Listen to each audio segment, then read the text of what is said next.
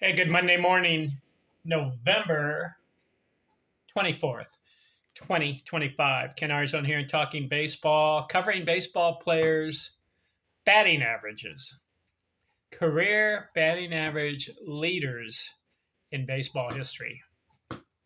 This video, Pinky Whitney. Have you heard of him? I haven't. He's on the list. Career batting average 295, 12-year career, 1,539 games, 1,701 career hits. So more than a hit a game. I'm looking at his profile. 4 good seasons out of 12. Listen to this. As a rookie in 1928, he got 176 hits and batted 301. Got 103 RBIs. Not bad for a rookie. Then his second year in the league, Pinky Whitney. What kind of a name is Pinky? I don't know. Strange. But his second year in the league, 1929, you know what this guy did? 200 hits, 115 RBIs, bats 327. 2 years in a row, 300. His third year in the league, 1930,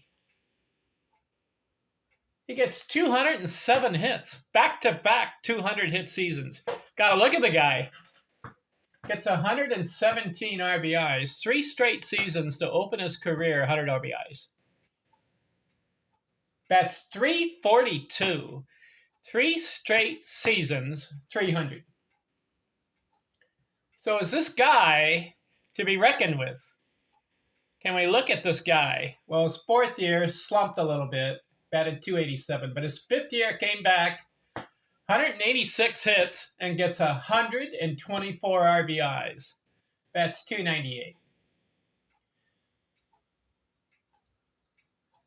So for the rest of his career, there'll be one more time he goes over 300. He bats 341 in 1937 when he's 32 years old. But the problem with some of these kinds of baseball players, and I've seen a trend, there are certain guys in baseball history that get off to a hot start and then they can't maintain it. I don't know what happens.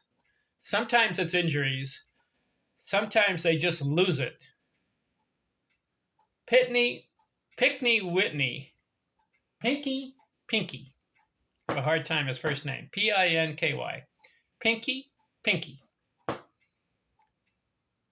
Got off to a hot start. 176 hits, 200 hits, 207 hits. 3 years in a row.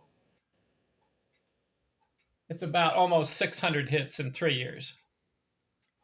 He bats 301, 327, and 342. But then after that, he slumps. What happened? I don't know. So, when he was 32 years old, he was in his 10th year. He put it together and got 166 hits and batted 341. But then after that, didn't play much and stopped his career at age 34. So 1,701 hits in 12 years. So he was on pace for 2,500 hits, but he could not maintain it. He had 4 good seasons, but the other 8 were below average. It's too bad that happens to certain players. You know, the great players, they don't let that happen.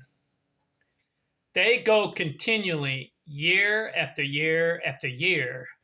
And 15 years, they're still going. And 20 years, they can still produce. Those are the great players. And we have to admire their contribution in baseball history. But there are other players, they have 3 or 4, maybe 5 good years. And then the rest of their career is below average. It's a shame we see that. But baseball is such a tough game, isn't it? It really is hard to be consistent. You can be hot one year. He had 207 hits one year and batted 342. But then other years he'd bat 250. How does that happen? How does a guy get 200 hits and then another year only get 120? I don't know how that happens. Do they lose their talent? Is their eyesight affected? Is it injuries?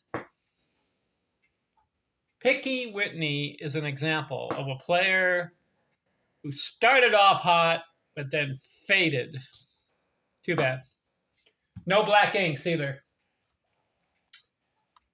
Ended up with 927 career RBIs. He started off his career, he had 4 seasons of 100 RBIs out of 12, but couldn't even break 1,000. And never had 100 runs scored in a season. Interesting to see how certain baseball players have the talent where other players lose their talent. That really interests me. I'm curious why that happens. All right, we're done with Pinky Whitney, old school, 1928, 1939. He was hot, but then fell off. Who's next on the list?